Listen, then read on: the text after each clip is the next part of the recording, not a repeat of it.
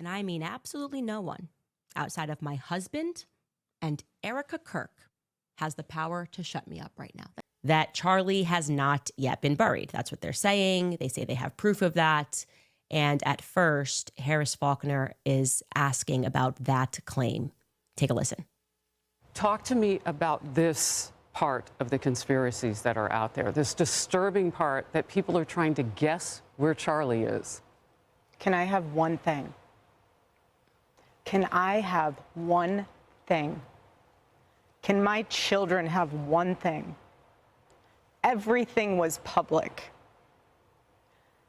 We will be building the most beautiful memorial for my husband at Turning Point USA, and it will be for the world to see, and it will be spectacular, and it will have basically museum style for our Charlie, for my Charlie.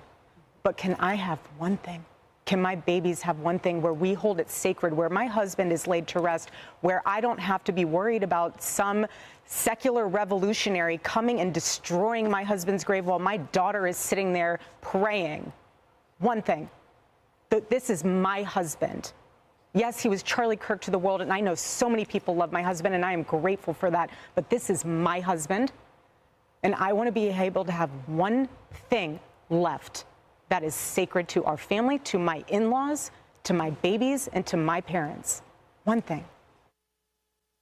Objectively, I agree with what she's saying, okay?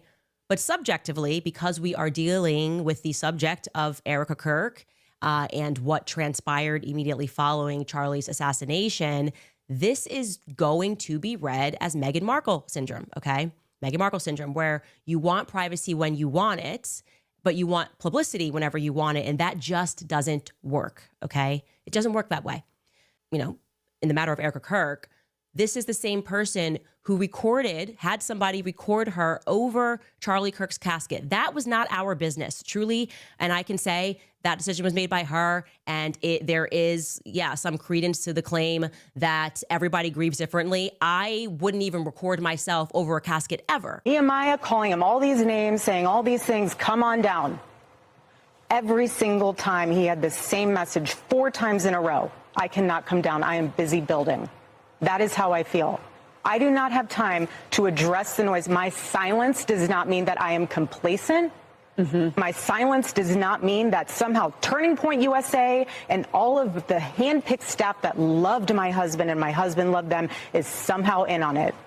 If you ain't spending for a table, you ain't getting a response, okay? Because we busy. We very busy.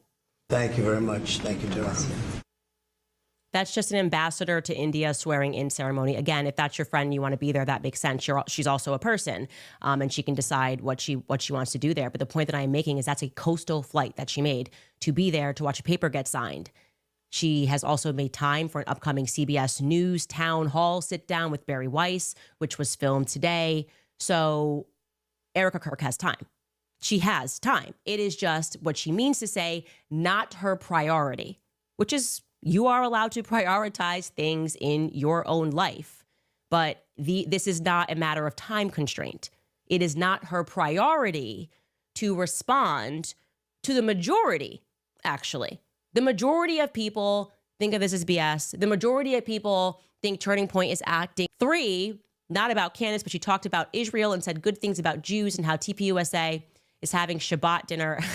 No, I didn't read that before we went live at AmFest. Okay. Okay. You guys, I want you to know, in addition to the fact that Charlie, in the last couple of days, wanted people to know that Mikey is fantastic and supercalifragilisticexpialidocious, and he had this whole vision, and that Rob McCoy was his favorite pastor, and that you should buy Josh Hammer's book. He also wants you to know to just be a Jew. I think we get it. We get it. Those were his last words. Okay? We get it. Going to stop unless Erica Kirk asks me to. I'm not going to sit in a corner and cry and be in fetal position. This is a duty to my husband, and it's an absolute honor, and I will never back down. And so my message to them is to stop. To stop. And that's what we will say here on Outnumbered 2. God bless you. Hold up your book. Stop in the name of God. Amen. Neither are is this idea that, well, now the widow has spoken. We're not dealing with the widow. We want the CEO and the chairman of Turning Point USA to answer. Okay? If you can't compartmentalize, then I don't see how you're going to be able to lead this organization in the future, because Charlie worked. We knew who Charlie was because he was authentic. Really knew that if I'm going to write a book on this, on the Sabbath, I need to understand fully what this is, implement it into my life, see how it works, and then show others this is how it's done. Erica Kirk here. The name of the book is Stop in the Name of God, Why Honoring the Sabbath Will Transform Your Life. Wouldn't have guessed his last words were effectively as if we're all getting the vibes here, like, just like, go be a Jew. But